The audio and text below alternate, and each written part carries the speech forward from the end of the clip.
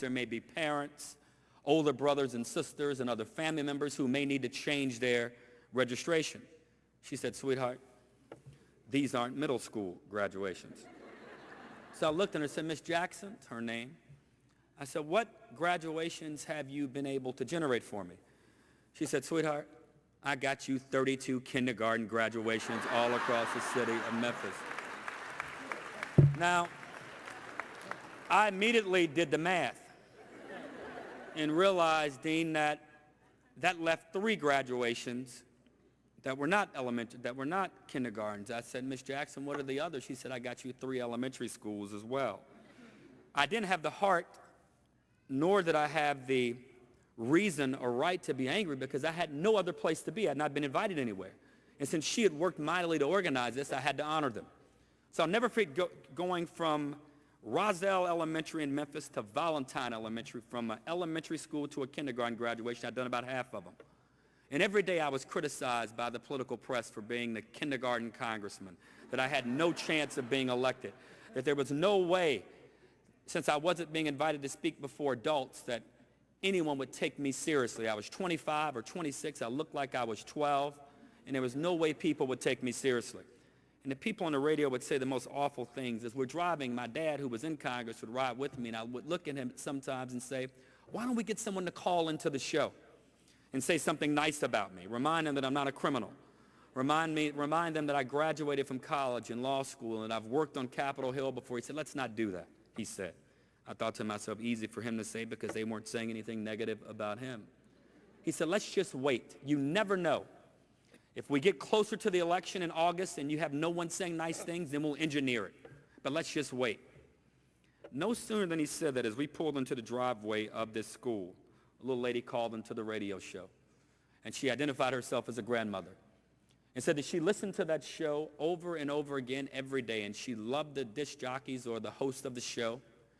And that up until the day before, she had agreed with them. They were very opposed to me. She had agreed with them in not wanting to support me for Congress. And they said, well, what happened? Have you changed your mind? She said, I did. And they said, well, what happened? She said, yesterday, I went to my granddaughter's kindergarten graduation. She said, I walked in, and that boy you all talking about, you call me boy, the boy you're talking about, got up before the audience of kids, about 28 of them, and started talking. And she said, no sooner than he started talking, they all fell asleep. But that didn't stop him. She said he kept going and going and going and going and going. And when he finished, he took pictures with all the kids, took pictures with their parents and the teachers and the principal, all of their family. And the radio host said, well, I know you're not going to vote for him just because he took pictures. She said, no, I'm going to vote for him because he went back in the kitchen and went back with the janitorial staff and shook their hands and took pictures also. They said, well, what would make you want to do that just because he did that? She said, I don't know. There was just something I liked about it. When she hung up, another lady called, and another lady called, and another lady called. And before you know it, I became everyone's grandson and everyone's niece. And it allowed for something to happen. And all of us in life have had those moments where things have turned for us, whatever we may have been doing. And it was one of those moments. You had that moment here at Kaplan. I had that moment in the campaign, and it was the least of circumstances, the least likely of things that I thought would turn my dream around, which is what I wanted to be elected to Congress. The thing that I thought least likely to make it happen, speaking before kindergartners, actually is what made it happen. I tell that story because we could all learn a lesson in life from listening and doing some things we may not want to do. I think about the world I came from as I close in politics. My friends in Washington, they care deeply about things, and there's some things that we're all going to probably have to do a little differently and respond to things in the next few weeks and the next few months. But I would hope that all of my friends in Washington, and for that matter, those who are tackling big issues, would listen. If there's one trait that I hope that you've taken from this experience, and obviously those of you who have gone back to school, listened to a set of circumstances or listened to a set of forces that may have made you say, you know what, I have to go back and gain a little more education, acquire a little more knowledge, and enable myself or empower myself to do the things that I want to do even more so with my life. In Washington today, no one listens. Even when people have good ideas, if they have an R next to their name, the D's probably don't listen. And if they have a D next to their name, the R's didn't listen when I was there.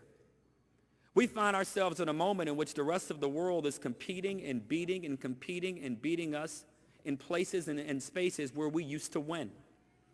If we're going to thrive and continue to be the great nation that we have been over the last 200 years or so plus of our existence, then it's going to take graduates like you not only to listen, but to take the skill set and the knowledge that you've gained and the relationships that you've made at this university, the great education setting they've helped provide for you, the mobile education setting they've helped provide for you, and use it in ways to make yourself better and to make the nation stronger.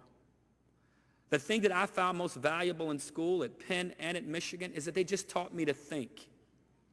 And if more Americans applied just the power of thinking to the challenges they face, the problems they encounter, I happen to think that some of the divisions that we have and some of the demarcations that we impose would probably melt away if not dissolve. We'd still have our own feelings, our own positions, our own thinking around issues, but if we were just willing to listen more, I think we'd be a stronger, greater, and more vibrant, and for that matter, dynamic nation. I close on this. I listened to my friend, President Obama, and as I said to President, like 2 years ago, I spoke at Hampton University's graduation, and the President spoke there last year. Last year, I spoke at Howard University's graduation, and the President's going to speak there next year. So if things go right, maybe he's coming here in the next few years. I close on this note. Everyone in this graduating class has, many of you have more life experience than I have and what I may ever get in life. I hope that with your families and those who love you and those who have surrounded you and supported you through this wonderful experience, I hope that you not only thank them and love them more, but I hope you help to impart to them what inspired you to go back and do what so many of you have done, which is to make yourself better.